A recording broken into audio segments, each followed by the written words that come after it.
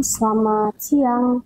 Kembali lagi di podcast STT Saint Paul Bandung bersama saya, Sonia Lestari, yang menjadi moderator dalam podcast kali ini. Dan pada podcast kali ini saya bersama narasumber kita, yaitu Bapak Donald Siwabesi. Nah, pada podcast kali ini kita akan membahas mengenai tema-tema yang tidak kalah menarik dari sebelumnya. Karena dalam podcast kali ini kita akan membahas tentang bolehkah orang Kristen bercerai? Nah, pasti mengenai podcast kali ini banyak sekali nih perbincangan-perbincangan yang akan ditanya-tanyakan oleh orang-orang. Nah, tidak membuang-buang waktu, kita akan bertanya langsung kepada Bapak Donald Siwabesi. Nah, menurut Bapak sendiri nih, menurut perspektif kekristenan, apa sih pernikahan itu, Pak? Ya, jadi kalau kita bicara pernikahan menurut perspektif kekristenan, maka tentu kita tidak bisa lari dari apa yang dikemukakan dalam Alkitab sebagai firman Tuhan.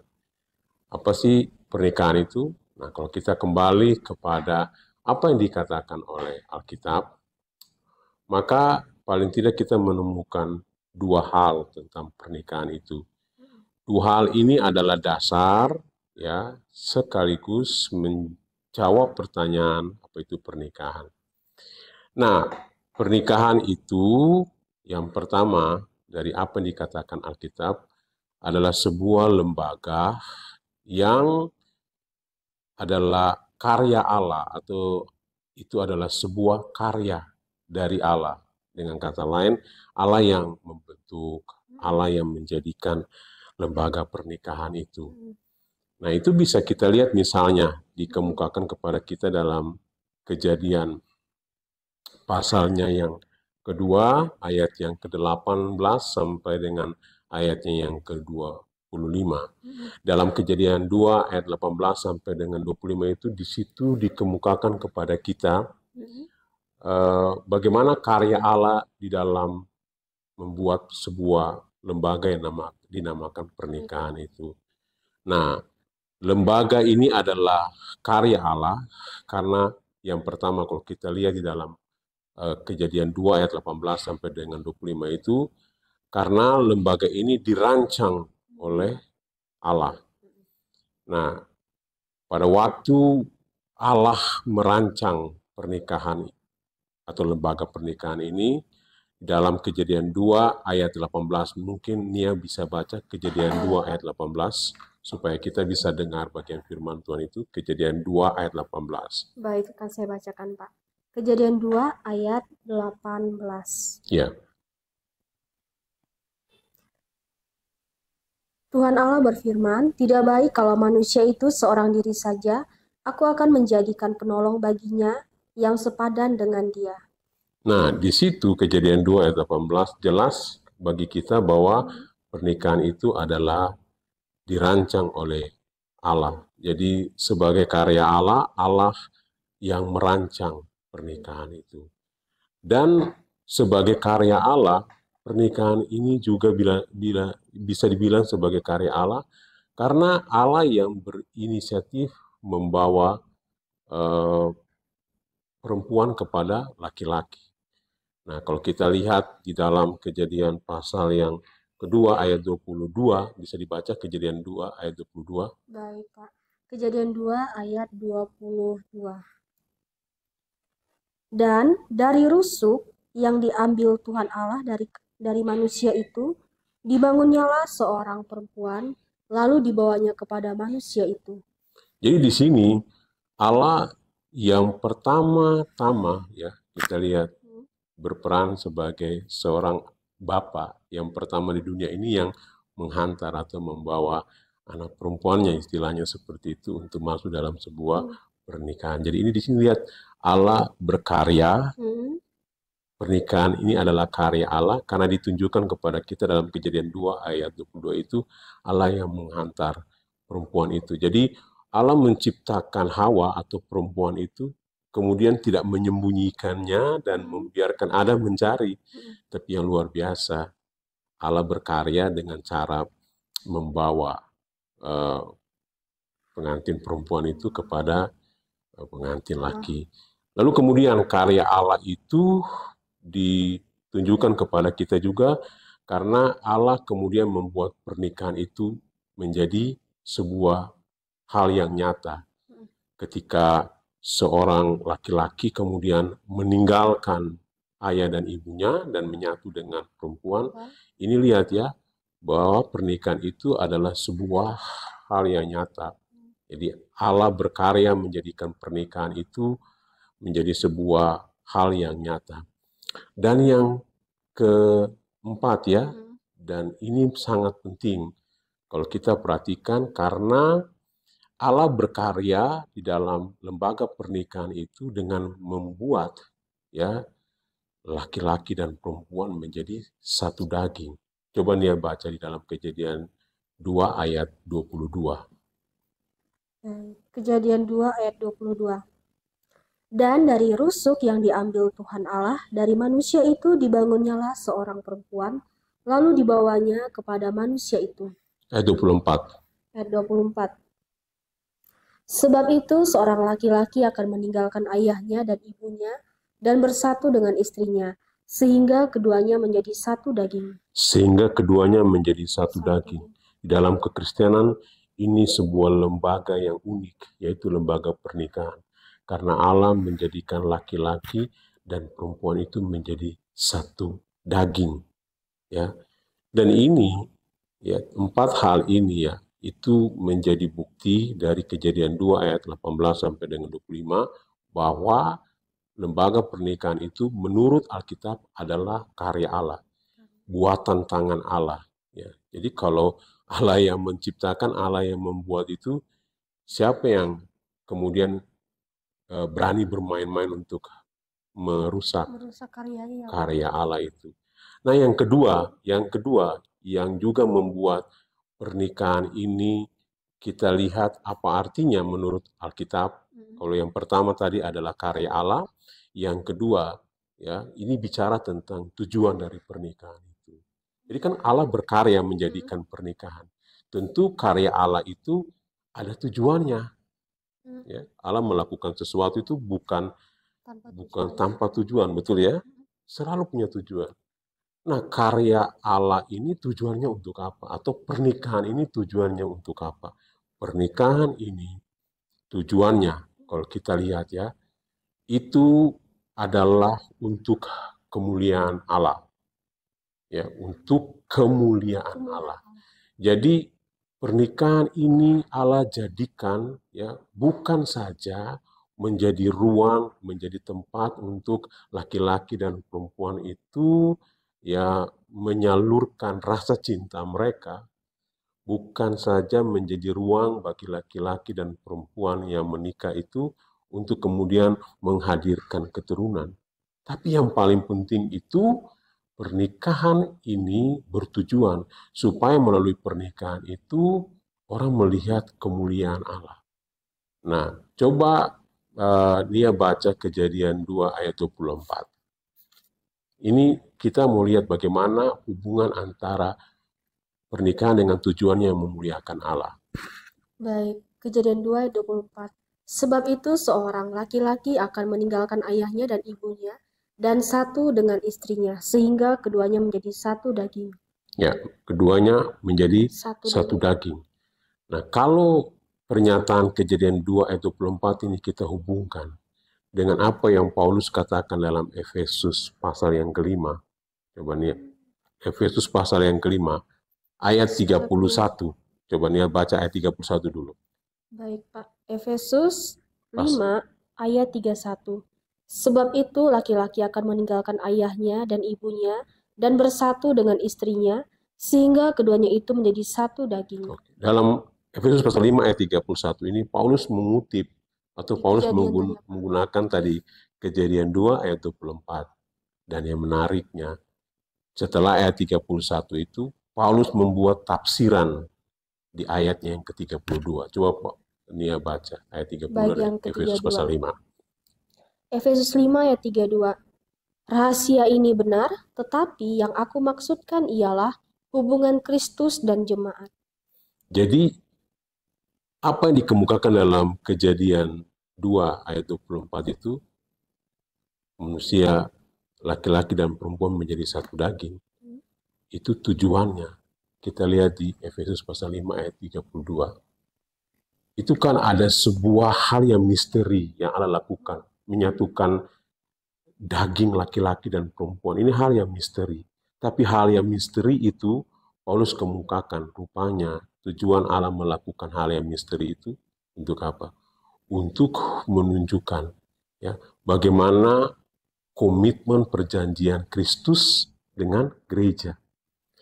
Jadi dengan kata lain, ya pernikahan ya suami istri di dalam Tuhan sebagai pasangan Kristen itu bertujuan untuk menunjukkan bagaimana kesetiaan Kristus dengan gereja atau umatnya. Ya, di sini kita menangkap satu pesan yang penting. Ya, pernikahan Kristen itu bukan saja soal kita saling menyalurkan perasaan cinta kita, tapi pernikahan Kristen yang terbentuk itu untuk menjadi sarana, di mana melalui pernikahan itu orang melihat bagaimana Kristus berhubungan dengan umatnya, atau Kristus berhubungan dengan jemaatnya. Bagaimana hubungan Kristus dengan umatnya atau jemaatnya? Dikatakan bahwa dia menyertai umatnya atau jemaatnya sampai akhir zaman. Bahkan dikatakan ya di dalam Ibrani pasal 5 itu, dia sekali-kali tidak akan meninggalkan dan sekali-kali tidak akan membiarkan umatnya. Jadi pernikahan itu di dalam Alkitab itu hal yang sangat mendasar dan sangat penting karena itu adalah karya Allah dan bertujuan supaya Allah dipermuliakan. Demikian. Baik, menarik ya Pak, dari perspektif kekristenan ya tentang pernikahan, bahwa pernikahan itu yang pertama untuk kemuliaan Allah, dan yang kedua itu mengenai karya Allah itu. Ya, baik. Baik, nah pertanyaan yang kedua Pak, kan berbicara tentang pernikahan nih. Kalau tentang pernikahan pasti banyak nih orang-orang bertanya tentang pernikahan itu. Nah, menurut Bapak sendiri tentang pernikahan kekristenan ini, bolehkah orang Kristen ini bercerai? Nah, ini pertanyaan yang dikatakan pertanyaan yang klasik ya. Pertanyaan yang sudah sering. Pertanyaan seperti itu tadi, formulasi yang lain tuh begini. Boleh atau tidak orang Kristen bercerai? Atau pertanyaan yang lain, mengapa sih orang Kristen tidak boleh bercerai? Nah, pertanyaan ini tentu akan terus ada, ya, entah sampai kapan, karena begini, karena di dunia sekitaran kita, di dunia modern saat ini, budaya-budaya saat ini, itu memberi banyak sekali pemikiran-pemikiran tentang boleh atau tidak bercerai. Dan rata-rata orang kemudian menemukan pendapat-pendapat bahwa perceraian itu boleh atau sah-sah saja. Tapi pasti alasan tertentu ya Pak? Iya. Tapi kalau kita melihat pertanyaan ini, yang paling tepat untuk menjawab pertanyaan ini adalah Tuhan Yesus. Dan satu jawaban Tuhan Yesus untuk pertanyaan ini, orang Kristen atau suami istri yang disatukan dalam pernikahan Kristen tidak boleh bercerai. Tidak boleh bercerai. Tidak boleh bercerai. Nah, coba Nia baca Matius pasal 19 ayatnya yang ke-6. Di sini jelas ya, Tuhan Yesus memberi jawaban yang tegas. Baik, Pak. Matius 19 ayat 6. Demikianlah mereka bukan lagi dua, melainkan satu. Karena itu, apa yang telah dipersatukan Allah tidak boleh diceraikan manusia. Ya, perhatikan, Tuhan Yesus berkata, apa yang dipersatukan Allah tidak boleh diceraikan manusia. Nah, perhatikan ya, jawaban itu untuk menanggapi pertanyaan dari orang-orang Farisi. Nah, kenapa orang Farisi bertanya seperti itu? Karena begini, pada waktu itu kondisi budaya mereka itu tidak jauh berbeda dengan kondisi budaya saat ini. Pada saat itu orang-orang Yahudi menghadapi budaya di mana pernikahan itu boleh bercerai. Boleh bercerai. Dan ada dua pemikiran besar dalam konteks orang Yahudi pada saat itu, yang kemudian memberikan pemikiran bahwa perceraian itu boleh. Yang pertama misalnya oleh seorang rabi yang bernama Rabi Samai. Menurut Rabi Samai, perceraian itu diperbolehkan kalau ada alasan-alasan yang tertentu, misalnya perbuatan tidak senonoh atau perzinahan. Nah, itu diperbolehkan. Nah, ada yang kedua, namanya Rabi Hillel. Kalau Rabi Hillel ini lebih bebas lagi. Untuk alasan apa saja, seorang laki-laki bisa menceraikan istrinya. Misalnya, kalau ada istri yang malas masak, ya, atau bikin muka cemberut terhadap suaminya, itu bisa diceraikan. Karena untuk alasan apa saja, itu diperbolehkan. Jadi, orang Yahudi atau orang Farisi ini menggunakan dua pemikiran ini sebenarnya untuk mencobai Tuhan Yesus saat itu. Mereka mau dengar pendapat Tuhan Yesus. Apakah Tuhan Yesus itu netral atau ikut kepada salah satu pemikiran itu. Tapi Tuhan Yesus memberikan jawaban yang di luar apa yang mereka bisa pikirkan. Tuhan Yesus itu memakai standar apa yang Allah kemukakan tentang pernikahan. Di dalam Kejadian pasal 2 ayat 24. Nah, waktu Tuhan Yesus kutip Kejadian 2 ayat 24 itu di dalam Matius 19 ayatnya yang ke-5, 4 dan 5, lalu kemudian Tuhan Yesus tutup dengan ayat yang ke-6 itu, bahwa apa yang dipersatukan Allah tidak boleh diceraikan oleh manusia. Apa yang dipersatukan Allah, Tuhan Yesus menunjukkan itu karya Allah. Tidak boleh diceraikan manusia. Itu Tuhan Yesus menunjukkan bahwa pernikahan itu karya Allah, karena itu dia permanen. Tidak boleh diceraikan. Sehingga jawaban Tuhan Yesus itu jelas, ya, bahwa tidak ada kata cerai dalam pernikahan Kristen. Maka bagi orang-orang Kristen, suami istri Kristen yang sudah menikah, ini harus dipahami dengan baik. Bahwa sekali masuk dalam pernikahan, maka tidak ada pintu untuk keluar. Dan ini menjadi masukan bagi pasangan muda-mudi Kristen yang akan menikah. Pikirkan matang-matang, gumulkan baik-baik, lihat orang yang tepat, tanya Tuhan dengan baik apakah dia calon pasangan hidup saya, baru kemudian menikah.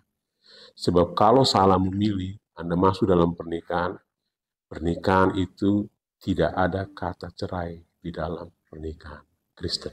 Berarti Pak, bisa nggak sih dibilang kalau perceraian itu salah jodoh? Perceraian itu karena salah jodoh. Salah jodoh. Karena itu, terlalu cepat memilih gitu kali. Itu berarti kesalahan dalam bagaimana memilih begitu ya. Jadi supaya tidak salah ya harus benar-benar dipertimbangkan dengan baik. Terus bukan saja dipertimbangkan dengan pikiran kita, tapi digumulkan baik-baik. Tanya Tuhan baik-baik, lihat orangnya. Tentu Tuhan kasih hikmat untuk mempertimbangkan. Orang ini tepat atau tidak, dia baik atau tidak. Hidupnya bagaimana hubungannya dengan Tuhan. Ya.